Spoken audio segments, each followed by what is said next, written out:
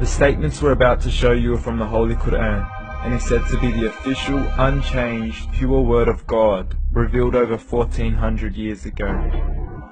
Claiming to be the word of God is a heavy statement, and without proof, or if a single contradiction is found within the book, the apparent word of God will be proven false. So without further ado, let's put the book to the test. In the 23rd chapter, titled The Believers, from the 12th to the 14th verses, God is said to give a detailed description of how the human being is formed.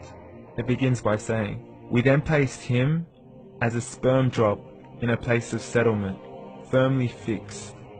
Then we made the drop into a alaqa." We will translate this word very soon.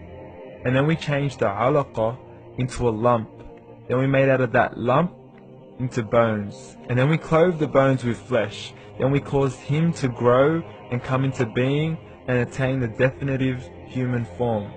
In the 21st century, we can now safely say that this verse is clearly describing the process of human development in correct chronological order. However, what we should be paying attention to in particular is the second stage, referring to the development of the embryo. The specific word used to describe the embryo in this verse is the word alaqa. The word alaqa, when translated into English, can mean three separate things. Firstly, a blood clot, or to be suspended, that is to be hanging or clinging to something, or thirdly and finally, a leech. Now, all three definitions don't come anywhere near what we perceive to be the human embryo. So, why are these words used, and what significance do they share with the human embryo? Can the embryo be described as a blood clot? Well, what do you think? In the 3rd week of embryonic development, a tubular heart joins with the blood vessels to form a primordial cardiovascular system, and by the end of the 3rd week, the blood is circulating and the heart begins to beat on day 21. The first thing that comes to mind in regards to being suspended or hanging is the umbilical cord. But we can't use that example because we are simply referring to step 2, before the baby has even formed. But we now know today that the umbilical cord is formed from the connecting stalk. And the connecting stalk is formed as soon as the embryo is formed.